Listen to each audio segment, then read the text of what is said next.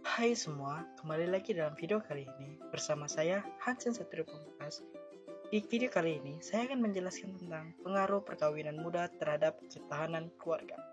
Yang pertama, saya akan menjelaskan tentang pengertian pernikahan dini. Menurut WHO, pernikahan dini adalah pernikahan yang dilakukan oleh pasangan atau salah satu pasangan masih dikategorikan anak-anak atau remaja yang masih berusia di bawah umur 19 tahun. Dan menurut UNICEF, menyatakan bahwa pernikahan usia dini adalah pernikahan yang dilaksanakan secara resmi atau tidak resmi yang dilakukan sebelum umur 18 tahun. Namun, secara pengertian secara umumnya, pernikahan dini yaitu merupakan institusi agung untuk mengikat dua insan lawan jenis yang masih remaja dalam satu ikatan keluarga. Dan selanjutnya saya akan menjelaskan tentang faktor pendorong pernikahan dini. Yang pertama, ekonomi, faktor pendidikan, faktor pengetahuan, faktor pergaulan bebas, dan faktor budaya atau adat istiadat. Yang pertama, faktor ekonomi. Perkawinan muda bisa terjadi karena ekonomi yang rendah dari keluarganya. Misalnya, orang tua sudah tidak sanggup mencukupi kebutuhan anaknya sehingga menyebabkan kemiskinan. Hal ini yang akhirnya menyebabkan orang tua memutuskan untuk menikahkan anaknya. Karena mereka beranggapan bahwa dengan menikahkan anaknya, bisa lepas dari tanggung jawab untuk membiayai kehidupan anaknya, ataupun dengan harapan juga bahwa anaknya bisa mendapatkan kehidupan yang lebih baik. Kedua, faktor pendidikan. Faktor pendidikan merupakan jadi salah satu dalam munculnya pernikahan dini. Karena pendidikan yang rendah tentu saja menjadi salah satu faktor yang mempengaruhi terjadinya perkawinan usia dini. Karena pendidikan akan mempengaruhi pola pikir seorang baik dari masyarakat sekitar, pendidikan orang tua, maupun anak sendiri. Jika lingkungan sekitarnya memiliki pendidikan yang rendah, maka kecenderungan untuk mengawinkan lebih tinggi.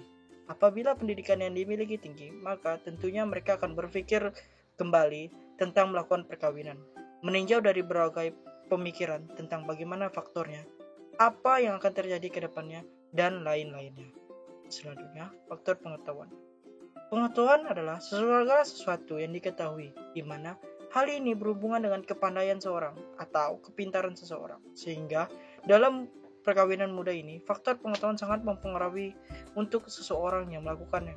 Karena dengan adanya pengetahuan, mereka akan dapat memahami makna dari perkawinan, khususnya perkawinan di usia muda. Selanjutnya, pergaulan bebas. Perkawinan di usia muda terjadi karena kurangnya bimbingan dan perhatian dari orang tuanya, sehingga seseorang akan mencari jalan sendiri untuk menemukan kebahagiaannya. Faktor pergaulan bebas ini bisa terjadi. Mereka akan bergaul dengan semua orang tanpa melihat latar belakangnya atau perilaku kesehariannya.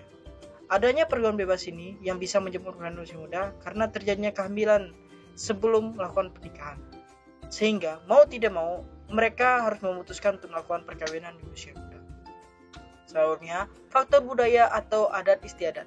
Perkawinan usia muda yang terjadi di Indonesia terkadang sangat erat kaitannya dengan adat istiadatnya.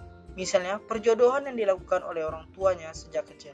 Beberapa daerah, khususnya perdesaan, menerapkan hal ini karena takut anaknya menjadi perawan tua, sehingga pada akhirnya mereka menikahkannya ketika sudah mengalami masa menstruasi, yaitu sekitar umur 12 tahun. Selanjutnya, tentang ketahanan keluarga. Ketahanan keluarga tertera dalam Undang-Undang Nomor 50 Tahun 2009 yang menjelaskan bahwa kondisi dinamik suatu keluarga yang memiliki kedaulatan dan ketangguhan serta mengandung kemampuan fisik material dan psikis mental, spiritual, guna hidup mandiri dan mengembangkan diri dan keluarganya untuk hidup harmonis dalam meningkatkan kesejahteraan lahir dan kebahagiaan batin. Konsep ketahanan keluarga menjelaskan bahwa ketahanan keluarga digaji berdasarkan permasalahan dan kesukaran yang dilalui oleh keluarga. Menurut Roland dan Walsh, menyampaikan bahwa jika dalam ketahanan keluarga memiliki penyakit kronis atau cacat, justru dapat ditingkatkan dengan memanfaatkan waktu untuk memperdalam hubungan dengan orang terkasih. Dari penjelasan di atas, berarti bahwa ketahanan keluarga merupakan sebuah kondisi stabil yang dapat diciptakan oleh sebuah keluarga. Artinya, dalam kehidupan sehari-hari, semua kebutuhan dasar dapat terpenuhi dengan baik tanpa adanya kekurangan. Ketahanan keluarga juga berarti kemampuan keluarga untuk melindungi diri dari berbagai permasalahan dan ancaman yang dapat mengganggu keutuhan keluarga. Ada 3 faktor utama dalam membangun ketahanan keluarga. Pertama, ketahanan sosial, ketahanan fisik ekonomi, 3, ketahanan psikologis. Selanjutnya, permasalahan yang sering terjadi. Yang pertama, KDRT. Yang kita tahu, KDRT. Dan kedua, rentan dengan perceraian. Dampak buruk dalam pernikahan dini. Yang pertama, risiko bayi lahir stunting, kematian ibu dan bayi, gangguan kesehatan, pernikahan yang tidak harmonis. Kesimpulannya, perkawinan usia muda masih menjadi sebuah polemik di Indonesia karena rentan terjadinya perceraian akibat belum stabil kondisi psikologis yang dimiliki oleh pasangan muda tersebut. Sehingga perkawinan usia muda ini berdampak pada ketahanan keluarga yang dibangun. Usia muda masih memiliki kerentanan dalam sisi psikologinya, emosi yang ketidaksiapan mental yang dimiliki, dan tingkat emosi yang masih tinggi menyebabkan ketahanan keluarga menjadi kropos. Selain itu, jika melihat fakta lapangannya, banyak di antara pasangan muda ini melakukan perkawinan tidak atas dasar prasyarat ketahanan keluarga itu sendiri, melainkan hanya kesiapan dari segi fisik saja. Padahal kesiapan mereka berarti adalah kesiapan untuk membangun keluarga, yang tentunya hal ini dijadikan sebagai fondasi untuk membangun ketahanan keluarga. Oke, sekian dari penjelasan dari saya. Saya ucapkan terima kasih.